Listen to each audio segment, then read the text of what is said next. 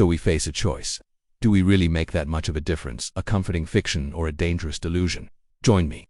It's time to ask big questions.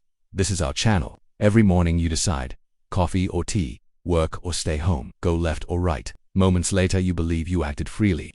But what if that belief is just an illusion?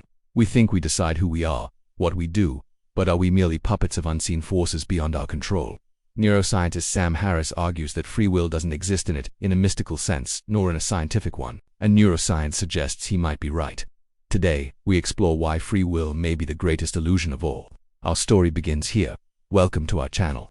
Your brain is an organ of 86 billion cells, constantly sending, receiving signals, pulsing with activity, even while asleep.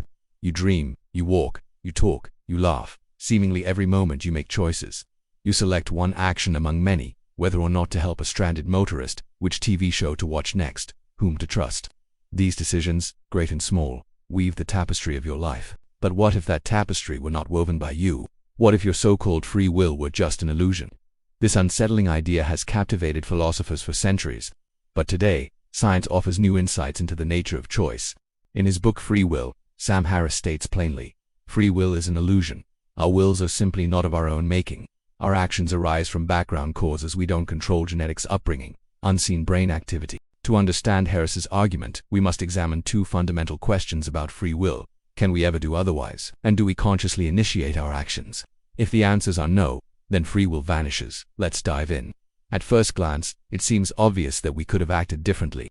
After all, you didn't eat that croissant yesterday, did you? That is, until it vanished before your eyes. In moments of temptation, we often feel torn, weighing options, envisioning consequences. Yet the universe isn't split.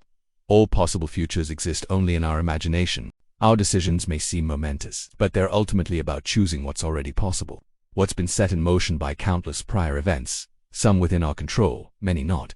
It's easy to see why Harris rejects the idea of free will. Our thoughts and actions are predetermined by prior causes, just like the planets orbiting the sun. This is determinism. Now consider the second part of free will, conscious initiation. Do we start our actions? Again, the answer appears clear.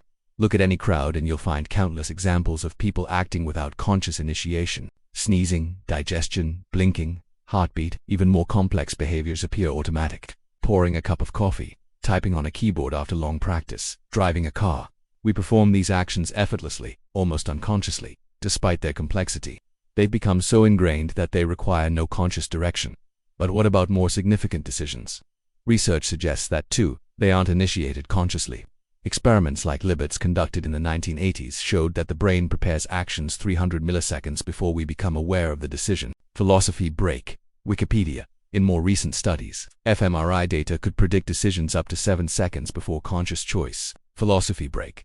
Wikipedia. So our conscious mind, far from being the source of action, seems to ratify decisions already made unconsciously by our brain.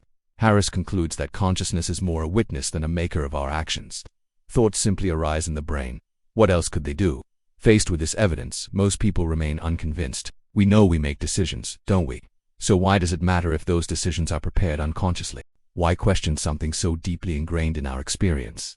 Harris argues that understanding free will's illusion can liberate us. First, we must acknowledge that everything we do, say, and think stems from our brain activity.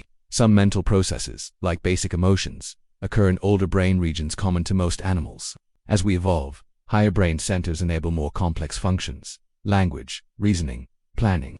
Our behavior isn't dictated by lower centers, but they influence our actions. Like a skilled conductor leading an orchestra, these centers integrate input from senses and memories, balancing impulses with reason. This interplay shapes our decisions, but it's a deterministic process. Our nervous system responds to stimuli with electrochemical signals traveling along neurons, triggering hormone release. Ultimately, our actions spring from specific sequences of neuron firings, patterns encoded in the intricate circuitry of our brain. Second, our genetics play a crucial role. Evolution has equipped us with predispositions etched in our DNA. While genes don't dictate behavior, they set the stage. Certain genes influence neurotransmitter production, affecting mood, motivation, energy levels. Other genes influence our response to stress, shaping our approach to risk and challenges. Our genetic makeup is a constant companion, not a master, but a fellow traveler on our journey through life. Third, our upbringing leaves lasting imprints. Early experiences, especially with parents and caregivers, shape our sense of self and the world. These experiences, both positive and negative, become part of our emotional landscape, influencing how we connect with others, interpret social cues, and respond to stress. Our childhood, far from being a distant memory, continues to shape us in profound ways. Finally, sheer luck influences our decisions. Chance encounters, fortunate breaks, unexpected twists of fate. Luck plays a constant hand in our lives. It connects us with mentors, exposes us to opportunities, steers us away from danger. Luck is a wild card we can't control, yet it profoundly impacts our choices and destinies.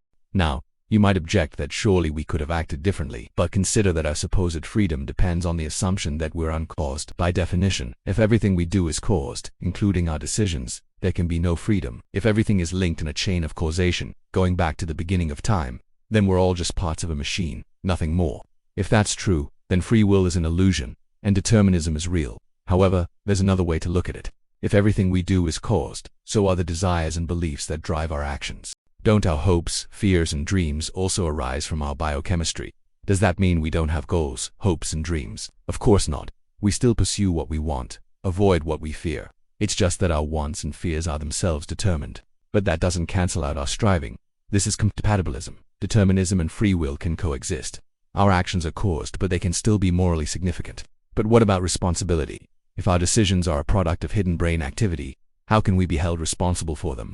This concern echoes throughout history, but Harris proposes a different path. Instead of blaming ourselves for mistakes, we can focus on understanding and compassion.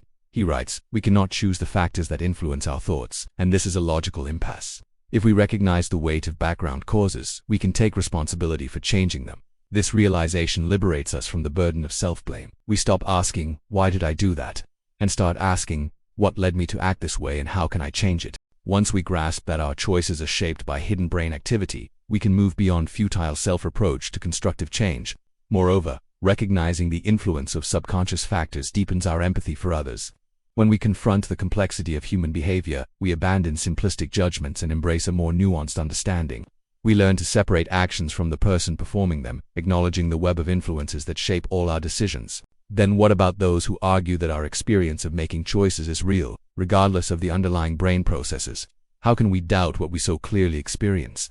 Harris doesn't deny the reality of our experience. He simply points out that experience can be misleading. Consider other illusions. When you gaze into a funhouse mirror, you see a distorted version of yourself. Does that image vanish because it's not real? No, it's still an image.